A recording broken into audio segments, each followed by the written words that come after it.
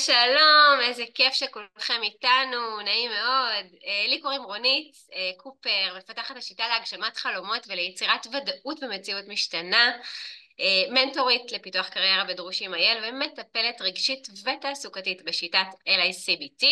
והיום אני נרגשת לארח כאן בשידור איתנו את רלי שור.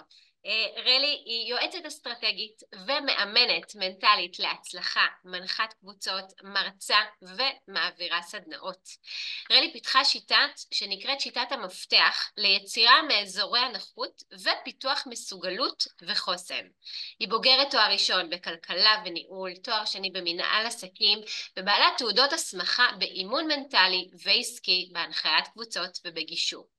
במהלך הקריירה שלה שימשה רלי בתפקידי ניהול בכירים בחברות, כיהנה כדירקטורית בתאגיד המים ויו"ר ועדת ביקורת, הייתה שותפה בחברת ייעוץ עסקי, וכיום היא מתמחה בכל מה שקשור לפיתוח אישי, ניהולי, מנטלי ועסקי. היא מנטורית למימוש פוטנציאל, שותפה במנטסביז. היא תסביר כשהוקם במטרה לסייע למנהלים ולבעלי עסקים לממש פוטנציאל ולהתפתח בעידן החדש. מלווה ארגונים, מנהלים והן בעלי עסקים בהתמודדות עם כל מה שקשור למצבי אי-ודאות, פיתוח מסוגלות וחוסן. אז על מה אנחנו נדבר היום? בתקופה ככה מאתגרת של חוסר ודאות, כמו אצלנו למנהלים ולמנהלות משאבי אנוש בארגונים, יש תפקיד משמעותי וממש מנהיגותי בכל מה שקשור לניהול הפרט, הצוותי והארגוני. מהווים גורם מרכזי בכל מה שקשור להחזרת הארגון לתפקוד עסקי, תוך טיפול כמובן באנשים. וזה אומר שאנחנו חייבים לייצר מיינדסט של גמישות ארגונית ואישית. אז הצטרפו לנו ככה לפודקאסט המדהים, בואו נבין את תפקיד המנהלים. אז רלי, בוקר טוב, בואי תספרי לנו איך בכלל הגעת למודל הזה שפיתחת לשיטה.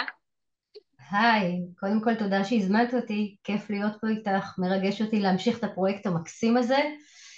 אז כשהזמנת אותי, חשבתי שיש ממש קשר הדוק בין מנהיגות קשובה למודל מפתח.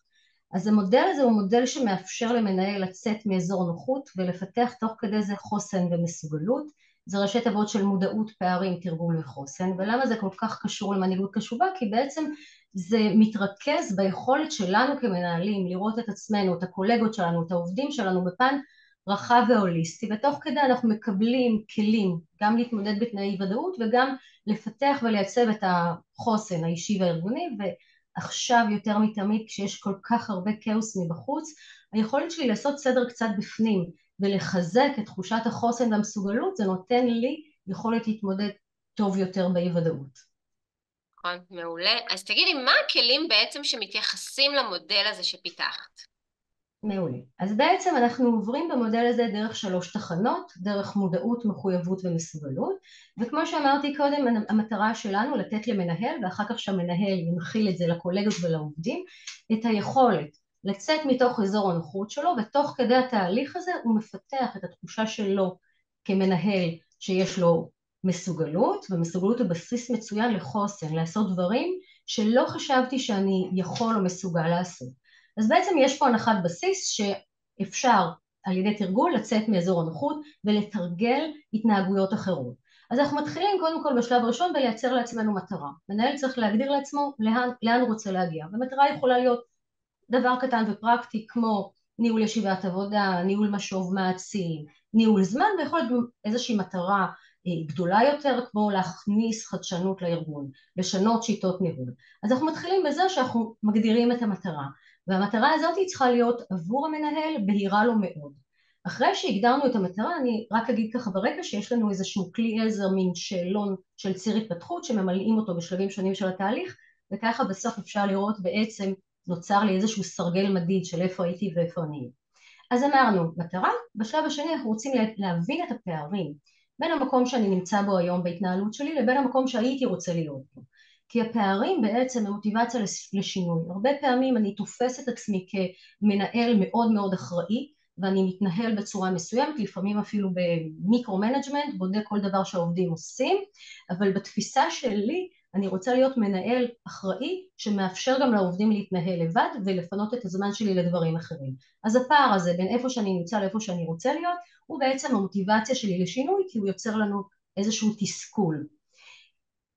תוך כדי התהליך אנחנו קצת מזהים איזה דפוסים אני מתנהל בהם בדרך כלל, אם זה כל מיני, דפוס של פרפקציוניזם, דפוס של דחיינות, דפוסים שונים, מה הטריגרים שמקפיצים אותי, כי לכולנו יש התנהגויות שפשוט אימצנו לנו עם השנים ומשהו ככה מקפיץ ואני מתנהל, אז יש לנו דפוסים וטריגרים, גם איזושהי פרדיגמה, איזושהי תפיסת עולם שיושבת לי בקצה הראש.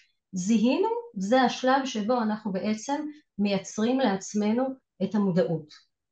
מה אני רוצה לעשות ומה הפרדיגמות והדפוסים שיש לי היום. בשלב השני אנחנו רוצים לייצר לעצמי איזשהו סוג של מחויבות. אני רוצה להיות מחויב לשינוי.